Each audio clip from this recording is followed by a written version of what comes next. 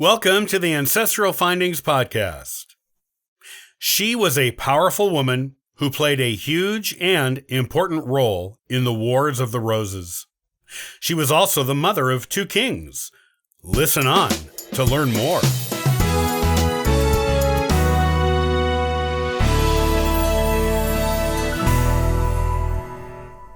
Not many women can say that they were the mother of 2 kings, the grandmother of another, and the grandmother of a queen as well. But Cecily Neville can legitimately claim all of these things and more. An important player in the Wars of the Roses, Cecily was part of the conflict from the very beginning until a decade after its end. Only a handful of people, all of them women, who were top players in this 3-decade conflict made it all the way through, and Cecily was one of them. She even outlived all but 2 of her 13 children, including all of her sons. Cecily didn't always have an easy time of it during the Wars of the Roses, and made many sacrifices to the cause, including a husband and 3 of her 4 sons, who survived to adulthood. But she survived it, and saw many personal triumphs along the way as well. She is often referred to as England's greatest uncrowned queen. Here is what you need to know about Cecily Neville. Cecily Neville, Duchess of York and Mother of Kings.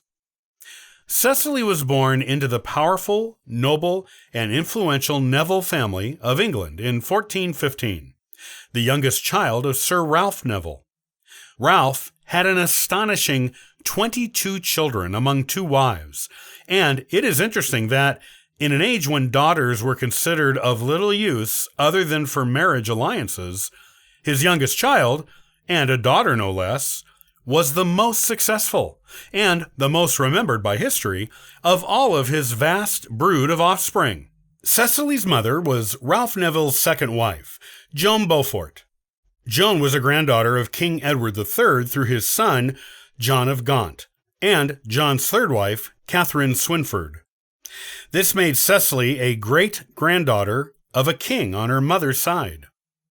When Cecily was 9 years old, her father betrothed her to his ward, 13-year-old Richard Plantagenet, 3rd Duke of York, a distant relation of the ruling Plantagenet family, whose members had sat on the English throne since the 1100s.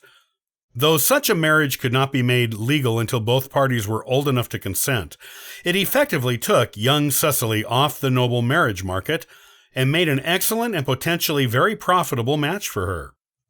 Cecily and Richard grew up together in the same household, and, unlike many arranged marriages between young people of the time, they seem to have genuinely fallen in love with each other. Therefore, when the time came for them to give their consent to be wed, they did so. Not because of family pressure or expectations, but because they actually wanted to. Richard Plantagenet and Cecily Neville were married when Cecily was 14 years old and Richard was 18. It took 9 years for them to conceive their first child, and it was believed for a long time that Cecily was barren. However, once she conceived, she kept conceiving, giving Richard 13 children, 7 of whom lived to adulthood. Cecily's husband believed himself to be the rightful king of England, as he also descended from Edward III, but through a senior line to the current king, Henry VI. Because Richard was Duke of York, his supporters became known as Yorkists. Supporters of Henry VI were known as Lancastrians, after the founder of their line, and claimed Henry's claim was greater because his line descended through a man, while Richard's descended through a woman. After Henry VI went mad, Richard was named Protector of the Realm, but he had a lot of enemies at court. When Henry regained his senses, Richard was banished. Henry had other bouts of madness, though, and with a few military battles and skillful negotiation, Richard convinced Henry VI to name Richard and his sons as heirs to the throne, rather than Henry's own son. Cecily was at that point considered a queen in waiting. The Lancastrians weren't done fighting for their king, though, and Richard, along with Cecily's second surviving son, 17-year-old Edmund, was killed in a battle with them. Cecily's youngest sons were sent to the continent in Burgundy for their protection, and her eldest son, Edward, won a decisive victory over the Lancastrians while they were gone, and was crowned King Edward IV. Cecily moved into the Queen's quarters at Baynard Castle, which was Yorkist headquarters, and adjusted her coats of arms to include the royal arms of England, which was her way of saying she was the uncrowned rightful queen before her son took the throne. Her influence was so important to the Yorkist cause that even after Edward IV married Elizabeth Woodville and made her his queen, he built new queen's quarters for her and let his mother continue living in the original quarters. Cecily did not like Elizabeth Woodville and did all she could, including machinations with her nephew, to get Edward to annul the marriage and marry a foreign princess. When Edward refused, Cecily seems to have given her consent to a rumor being put to the public that she had an affair with an archer while she and her late husband were in France, which resulted in Edward's birth, which would disqualify him from being king. She openly favored her third surviving son, George, and suggested to her nephew, who had an instrumental role in Edward IV's government, that George should be made the king instead. This only resulted in more battles, this time between Edward and George.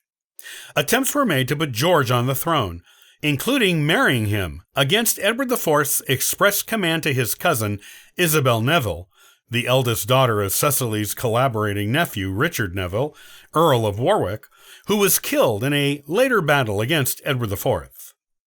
These attempts did not work, but they gave George, already spoiled since childhood by his mother, an overinflated sense of his importance to the kingdom. Edward IV was eventually forced to order George's execution due to his reckless and openly disrespectful behavior towards him and Elizabeth Woodville. Cecily never seems to have quite forgiven Edward for killing George, as is evidenced in her later treatment of Edward's children with Elizabeth Woodville. Edward IV died of an illness he seems to have caught while out fishing in the rain with his friends. This left Elizabeth Woodville and her children in a precarious position. Edward's eldest son, the 12-year-old Edward V, was technically king and was, for a few months, treated that way. However, he was never crowned and eventually disappeared in the Tower of London along with his younger brother, Richard of York. Even in Cecily's lifetime, no one knew or said what happened to the two boys, one a king, one a prince, who was Cecily's grandsons. Their fate remains a mystery today.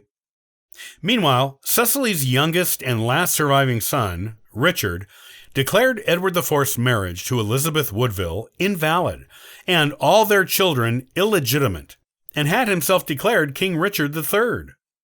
He and Cecily appear to have been quite close, as a number of letters between them from Richard's time as king survive. He seems to have visited her often, and she advised him on royal matters. Richard III was married to Anne Neville, the sister of his brother George's wife, Isabel. They had one son together, and their marriage appears to have been one done for love, though political benefits came to Richard III from the marriage, as well as part of a vast fortune. Unfortunately, Richard was only king for 2 years, and during that time, Anne and his son both died. Richard had 3 known illegitimate children, but they could not inherit the crown, and none are known to have left descendants. After losing his wife and heir, Richard had to contend with a promised invasion of England by the last legitimate Lancastrian heir, Henry Tudor. This was before he had a chance to take a new bride and produce more heirs, though he was rumored to be looking at a Portuguese princess as his next wife. Richard III was killed on the battlefield while fighting Henry Tudor's army. Cecily had now lost all of her sons, though she had some daughters left. Her granddaughter, with her eldest son, Edward IV, married Henry Tudor after he reconfirmed Edward and Elizabeth Woodville's marriage and made her legitimate again. Cecily's granddaughter was now Queen of England, just as 2 of her sons had been king, and one of her grandsons had been king in name only, the mysteriously disappeared Edward V. After Richard III died in 1485, and Cecily's granddaughter became queen to Henry Tudor, Henry VII, Cecily had 2 daughters still living, and dozens of grandchildren across all of her children. With the Wars of the Roses over, with the marriage of Henry Tudor to her granddaughter, Elizabeth of York, Cecily devoted her time to religious pursuits, and it is from this later period in her life where she gains her reputation for piety. She died in 1495, a decade after the war ended, and was buried in the same tomb as her husband and second son, Edmund. She lived long enough to see the births of 4 of her great-grandchildren with the new king and queen, including the future Henry VIII. In fact, all monarchs who have sat on the throne since Henry VIII have been direct descendants of Cecily Neville.